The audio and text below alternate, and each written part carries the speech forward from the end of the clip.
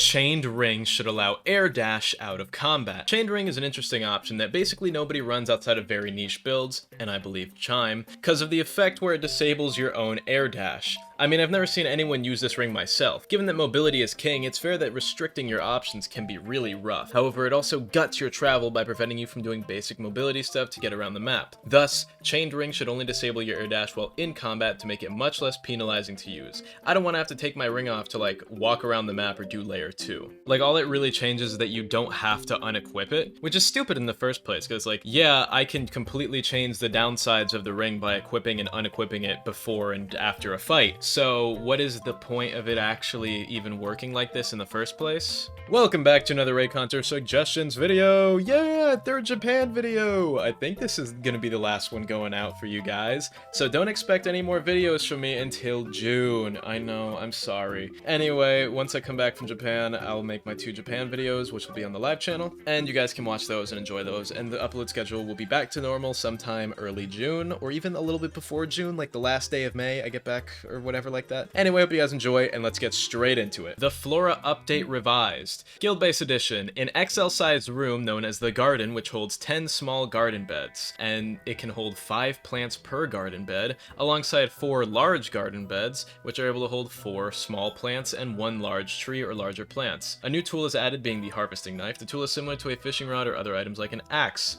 When you use it to harvest plants, you obtain more from the yield itself alongside a 25% chance to obtain a seed/spore plant. Depending on the plant, the chances may increase or decrease alongside a pop-up to indicate if you fail to obtain the seed/spore. Once a seed/spore is obtained, you can plant them within the garden room, allowing you to begin the process. Each plant has new stages that require you to water them each time, slowly bumping up its stage until it's harvestable. These will only grow if you're in-game/have the guild base down, as well as needing to water each stage to ensure it can progress. These will not take super long. The room itself provides a small fire stove and a cauldron, allowing alchemy and cooking to take place. This addition would heavily reinforce a very unused aspect of the game, plants and flora, allowing players to cook meals and use potions with much more convenience without needing to go across the map 20 times just to make 5 potions or 5 meals, making it much more viable and much more enjoyable. New rare fruits/mushrooms and other oddities could be added to truly reinforce this new addition, adding brand new potions and possibly a heavily plant-oriented oath of some sorts, perhaps even small minigames for some plants/rare plants/potion making. I have had this exact idea before, which is really funny, but I just never turned it into a suggestion. I thought that this was going to be kind of what like the farming oath was going to be like, or farming origin that they were going to have with the Great Hive origin that they just never implemented after they teased it. And this also could be added with the chef oath, because they would add a bunch of new fruit and mushrooms.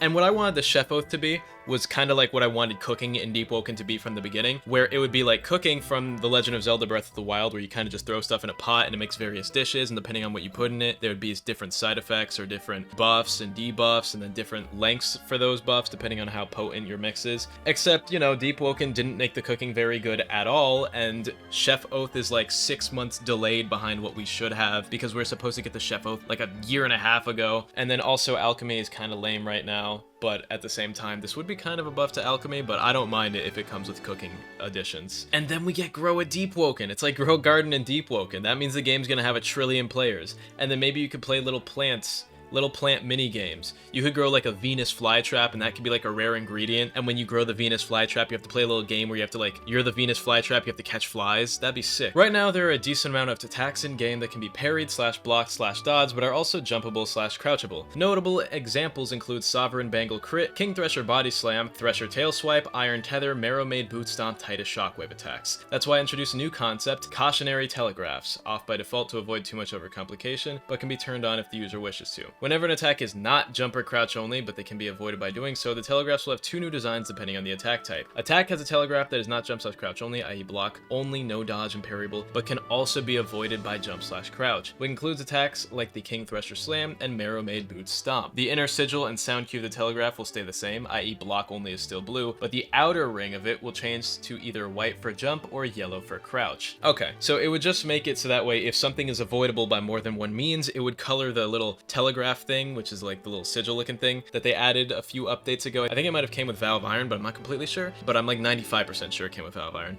Then it would just be multicolored to signify what you could do. So it would be like blue and green, or it'd be like green and red. You get the point. And along with that, can we just talk about how block only attacks are so stupid? Like, what are we talking about? Like, aren't there also some block only attacks that are not blockable and do too much posture? I think the Bounders have it, and the Bonekeeper Leap as well. Both of them have attacks that aren't blockable, but are listed in blue as block only attacks. And not only that, but block only attacks are just so stupid, because it is honestly harder to block on reaction than to parry on reaction. Because when you parry, you tap F and that comes out instantly. But when you try and block an attack, if you press F too late, it would count as like parry timing. And then what would have been a parry, which by the way, if you can block it, you should be able to parry it. That's so stupid. But then it'll count as a parry and you'll still get hit through the block only attack, which is just stupid. And speaking of, there was another suggestion that said that the weapon manual should feature all the telegraphs, and it really should, because it literally only shows you dodges, blocks, and parries instead of jump and crouch or dodge or whatever it is. I forget. I think it's missing jump and crouch, which is stupid. And I know that there's not as much crouch and jump stuff, and that most of that was actually added with Valve Iron, but I think you should still teach new players how to do those with the weapon manual. Add a different way to get Shiva's Codex. Problem: getting a Shiva's Codex is the most unreliable way to get any item in the entire game. It is completely reliant on 2 game modes that are almost impossible to win or get into without multiple people, and even when you do have a chance, it often becomes impossible quickly. Solution: add an actually skill-based way to get Shiva's Codex, preferably through PvP. For example, you can make it a drop from Enraged Etheron or from the new boss Nell. He is a crazy lunatic after all. Or if they want to keep it a PvP-based drop, as they should, they can allow it to drop from bounty hunts or drop when killing a Voidwalker. Not just the bounties, but the bounty boards as well. Optimize the game. So I'm just gonna tell you guys, this is just a little thing. We need more control over our graphics, like particle density, mantra visuals, shadow and water quality, all that stuff. I do think that is a good one, but I just think this one's really funny. It's really just telling the devs to optimize the game better. What I will say though is I think in general, this game has too many VFX now. I remember in old Deepwoken, a lot of the mantras, back in my day, a lot of the mantras didn't really have that heavy of VFX. And then all of a sudden, once like layer 2 came out and we were in verse 2, so many more of the mantras had so many more VFX. And I think the best example of that is probably Flaming Scourge. That one is so awful. I actually hate that mantra. Remove/nerf the Grand Javelin mantra on the Legion NPCs in Starswept. I'm not even going to bother reading what this is. I already know what this is. This has been a problem since the game came out. They have aimbot, first of all. They can see you through walls and perfectly aim their grand javelins to throw them at you through walls, at which point it's just unreactable because you're getting hit through a wall.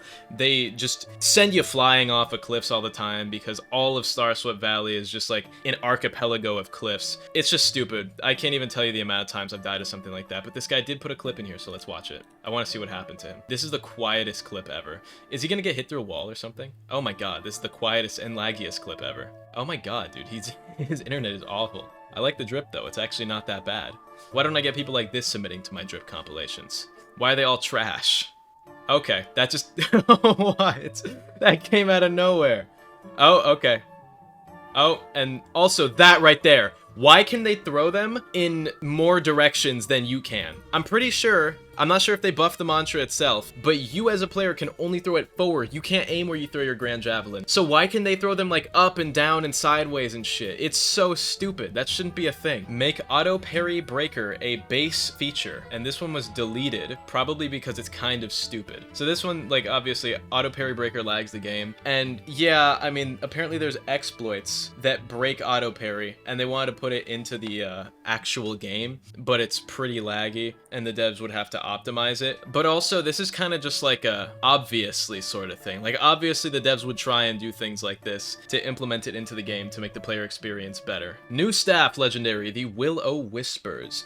Forged in the eternal fire of the vents of Lumen, dark steel was given to an elegant vessel, blessed by the flames of Coral Fiend. The purple blade strikes a resemblance to life itself, moving as if it had its own will. 2 forge fragments remain imbued as a source for the accursed cinder. By the way, sorry if that was a little bit rough. I've been talking all day. I had work. I recorded a song cover today and 2 other videos because I'm literally leaving to Japan right before I'm recording all these. And then I'm getting them all done. I'm having 2 other people edit with me at the same time to get 3 videos done in a day and a song cover, which I'm also doing. So sorry, my voice is a little bit bad right now. But anyway, requirements: 55 mine, 90 flame, 30 medium. Talent: Cinderkin Wisp. Your flame wisp is transformed, mangled beyond recognition, converting your current into purple flames. Any flame damage dealt while it's active stores energy inside the wisp. When enough is accumulated by your wisp bursts, and a vibrant violet blaze. Using your critical with your wisp, a blaze sends out fiery souls that hone it in on targets and burn them. Lava serpent gets turned purple, fiery soul spawn eruption on impact. Okay, and then here is the sketch for the weapon. They can't add this. They literally just can't add this for lore reasons. So in lore, when an attunement turns purple, it means that you have like god level mastery over the song, over that attunement. So they actually can't implement this because it would mean that you have better attunement mastery than like a Deepwoken. Which, by the way, you might be thinking like, oh, what about Ferryman? Ferryman doesn't even actually have the purple attunement. I think his is technically pink or something, but the dev said that he is the exception and his isn't actually purple, which it's like a very slightly off color. But they actually just couldn't add this for lore reasons. And also enough flame charm weapons. Flame charm does not need more weapons, okay? Flame does not need 4 weapons. It does not need more weapons. Up the parry cooldown to 1.5 seconds again. Parry cooldown has been reduced by 0.3 seconds almost 3 months ago without explanation, and I think combat is better off with a CD of 1.5 for the following reasons. Parry CD was lowered when light speed reflexes got nerfed, which effectively just replaced the issue light speed reflexes was causing. No, it wasn't. Posture stacking is nigh impossible without some sort of move stack, which is why Ice and Shadow have been so damn good in the meta. Block is already overpowered. Block is overpowered. Okay. Sneaky light weapon buff, cause they're not reliant on piece of shit stacking. I think the first reason is enough to revert it, cause why would you nerf light speed reflexes then just invalidate the nerf? And yes, I know it's not piece of shit stacking, I just think it's funny to say, because it's lame. But also, I feel like this would really mess up the game right now, because the only thing that really posture stacks is like light right now, I'm pretty sure. Light and heavy. Medium is actually the worst at posture stacking right now without mantras. And before someone points out to one specific build, shut up. Just because there's medium builds that can posture stack doesn't mean that they're made for it, because medium is the worst weapon for posture stacking. It's like a weird middle ground between doing the least posture damage as less than heavy, while also doing less swing speed than light weapons, so you can't pressure block as much or shaky block. So his last point about light weapons not being reliant on posture stacking is also just kind of wrong, because a lot of light weapons and most light weapon builds use mantras that purposely auto guard break or stack posture to try and get through shaky block through holding M1s. And I don't know. The game has been balanced around 1.2 second parry cooldown for a pretty long time, and I feel like just setting it back up to 1.5 seconds would probably mess up a lot of things and require a lot of rebalancing, so I don't think that's a good idea. And the final one here, unlockable echo modifier. Back to the past. Obtainment experienced the layer 2 floor 2 time loop. Effect essentially makes the build into a verse 1 build, meaning the following: no guaranteed rares, advanced talents are now as rare as legendary talents were, progression is abysmally slow, with EXP gain being a... Why would you ever want this? What is the rest of this? What is possibly the rest of this? Progression is abysmally slow, with EXP gain being reduced by 80 to 90%? No automatic stat uncaps, you're unable to use deep shrines. Return of the luck system, meaning you can kill other players for higher odds of rare and legendary talents. Questionable. Should give a pretty big multiplier like 1.4 and 1.5, and shouldn't be a requirement for W rank. Deepwoken will be turning 5 years old this year. That's 5 years worth of nearly weekly updates, making the game barely recognizable from the way it was on release. I feel like it'd be fun and interesting to let newer players experience progression as it was on release, and to let them see how much both it and build making have changed in those 5 years. A new unlockable echo modifier that essentially makes your build a verse 1 build, slow prog, no shrines, no guaranteed rares, etc. Okay, first of all, this would be so boring. He just made a list of everything bad about the game back then and was like, yeah, let's add that back in. But also, I think this one's really funny specifically because it would also just be kind of broken, because the way it worked back then with the whole talent system was very different from how it was now, to the point where if you were to take this, there would definitely be like a bunch of potentially broken builds that you could make, because you wouldn't need the requirements for advanced talents like you did back then, because legendary talents worked completely differently back then. So you could probably just max out luck and farm out everything, and then you would be just stuck with a broken build after spending 10x the time. progressing. So it could be balance-wise a nightmare, and it would definitely be experience-wise awful. Anyway, I hope you guys enjoyed. As usual, shoutouts to my YouTube members of tier 2 or higher: Philip, Green, Broccoli, Akiosugi Kuni, Xerxes Unigeo, Fun Guns, Abridged Gauther, Cap, Jawa, and Drizzy Drake Fan. I have a new song cover out for you guys by the time you guys are watching this video. It's probably been out for a while now, because this is the last video that I'm recording, as far as the 3 that I recorded while on vacation, or well, to release while I'm on vacation, which isn't even really a vacation, because I'm making 2 videos while I'm in Japan, and maybe face revealing. We'll see, I don't know. We'll see how I'm feeling. Regardless, I hope you guys enjoyed. As usual, shoutouts to everyone. You know how it is. Buy YouTube membership if you want to hear my song covers. Check out my live channel. I love you all. Have an amazing day, and goodbye.